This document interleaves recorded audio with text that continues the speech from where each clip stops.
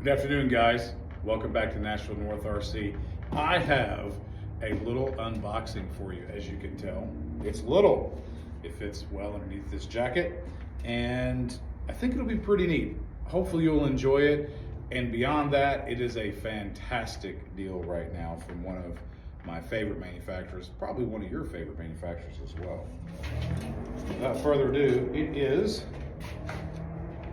from Losi. And it's their new little 1/16 scale buggy, the Junior X2. I'm not sure what you're supposed to call it, but that's what we'll call it today. So this is a fantastic buggy. Now, I've already clipped it, so the zip ties are out of the way. But take a look at this.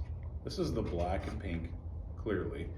Now, I had the monster truck version, and unfortunately lost it in a fire. And when these went on sale for 99 bucks, it was hard to pass up. And my buddy Bill, who is also into RC, he's really big into the crawling side of things. He bought one of these, and I believe his is the blue color. So I believe you have 3 different colors. They come with a Spectrum, their little miniature radio, perfectly functional. Probably have tons of experience with it. Let me see if they show all the colors. Yeah. Actually, I think he has the red. Then they have the blue and white. We should take a look at. Oh, look, here it is.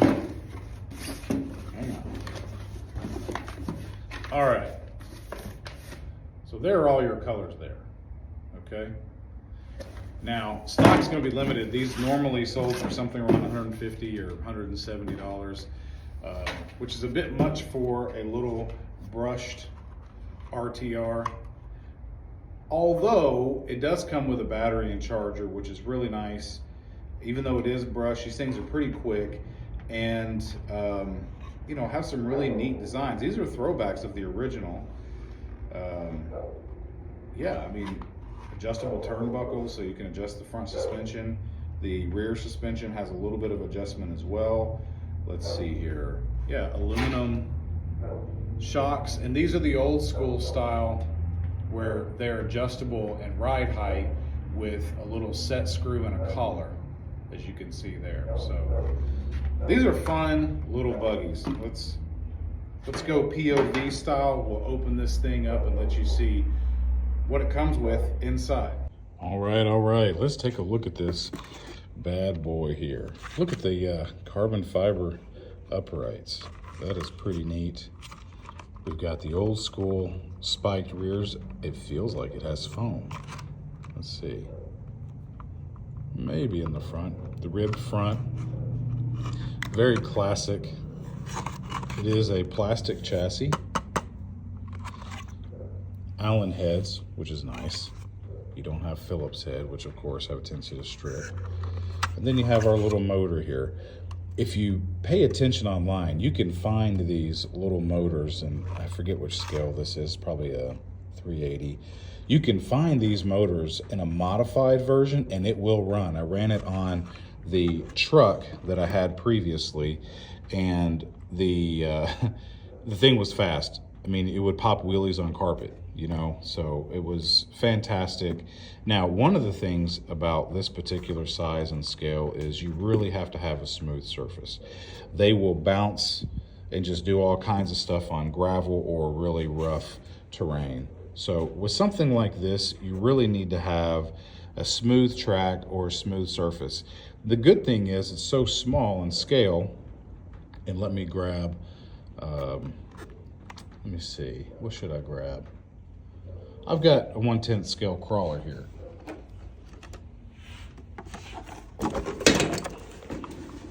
All right, so there's your 1/10 scale comparison.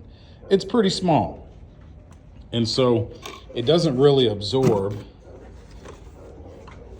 the bumps really well. Nothing in this scale does, but it jumps really good. Like I was saying, the good part about the size of it is you can make your own scale in the backyard, potentially in a large rec room, a garage, a shop, whatever you have, and you can do carpeted jumps. You could make a small, smooth dirt track. there's a lot of possibilities. These things jump incredibly well. And in today's running video, what I'll do is I'll take it over some jumps and we'll see just how it reacts. And the cool thing is it really reacts like its big brothers, just on a smaller scale.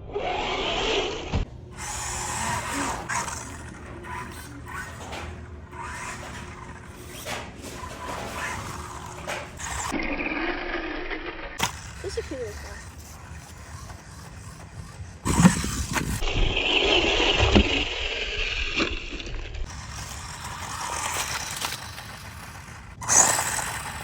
That was a good shot. All right, let's pop the lid.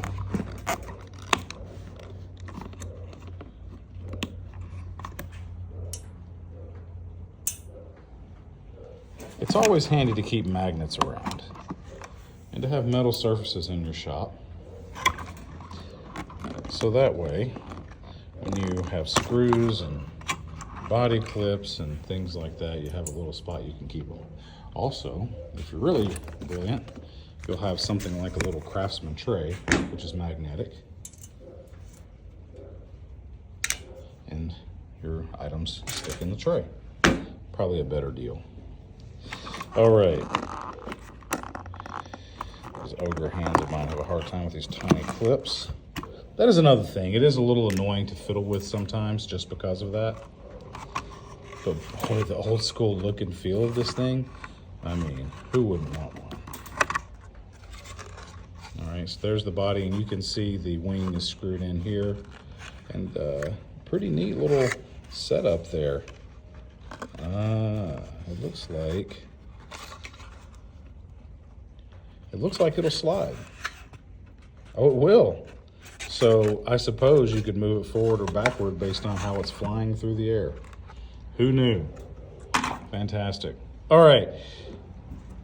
All Spektrum electronics you can see here. It has a little mini, I don't know what this is. It's IC2. What do they call this? Let's take a look. EC2. There you go. So you have a little EC2 connector. Now, when it comes to batteries, you're really going to have to measure this pack if you want to replace it, or use some foam in order to get it to fit, because it is customized for this buggy. And then once again, a little tiny clip for the strap, and it pulls out a hard pack. Cool little battery, right? The nice thing is that you can take this to your balance charger and charge it up, but you don't have to have a smart charger or anything like that. So a really, really cool item. I love the metal shocks, the carbon fiber uprights, pretty neat there. And you can see the servo, got a servo saver. Let's get these zip ties out of here. And it's a unique, I call these frog legs, but these swing arms here are pretty neat. Now, this is the same problem you have with a lot of RC cars, is the suspension flexes higher than the chassis. This is really small, so you would have to take some really tiny zip ties. There are probably some other things that you could do if you wanted to pull the shock off, disassemble it, but it really needs some stops, because your range of motion is not, you don't need to go full on and bottom out. You really want the tires to stay planted rather than bottoming out completely. So just something to watch out for. On the front here, it looks like the tire is clear, stay in contact with the ground at all times, and they do not go past the height of the chassis. All right, let's take a look at the steering. As you can see, it's adjustable, and it has a couple of adjustments here for your, let's turn it around, for your shocks. Very nice. These are metal. It's like the caps are plastic. Very soft, very light, which is what you want. You want it to react fast. It's a tiny little thing. And here we go. We have the cover. Very important that for kids especially, you keep these covers on. Not only will they attract hair and little rocks and stuff, but it'll make it so that just junk gets in there. It'll strip these gears out. So you want to have that. And when you have this little screw here, this little nut rather, basically what happens is when you jump with a slipper clutch and you hit the ground like this, what happens is this offers a little bit of slippage in here and allows the basically the motor to allow this gear to slip in a way, not between the gears, but actually in this slipper clutch surface area. And what that does is it helps to reduce the stripping of gears when you're landing. So that's the primary concern with a slipper clutch is, you know, how much tension is there on this gear in order to engage the transmission, which engages the drive shaft. So when you land, the slipper clutch will literally slip. So if you have a high tactile surface, what will happen is these will grip really hard when they land, and it'll put pressure on these gears to want to jerk, snap, and potentially strip gears. Also, the slipper clutch affects pretty much just on power engagement. So the more slip you have, it'll be a little slower to take off, which could be desirable as well. There's a lot of effects here that happen by just having your slipper clutch adjusted. But that's part of the fun of RC, is you get to play with it and figure it out.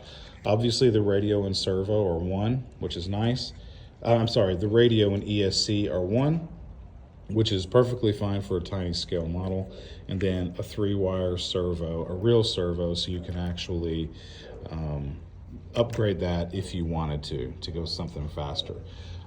You know, really, when you think about it, this thing is very, very capable for the money. You know, I'm not sure what the transmission is made of. I didn't do any research on that.